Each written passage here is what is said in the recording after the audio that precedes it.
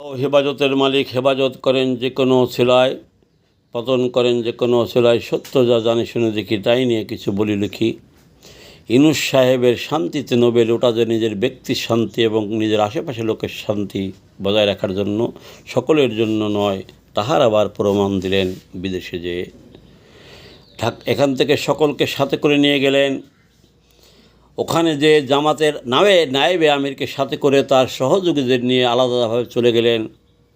মির্জা ফখরুল ইসলাম আলমগীর সাহেব, সে একজন বৃদ্ধ মানুষ, বয়স্ক মানুষ, তাকে দিয়ে এনসিপির এক মহিলা, ওই যে কী নাম, যাকে যে ডিম খেলো, তাকে দিয়ে পাঠিয়ে দিলেন সামনে দিয়ে।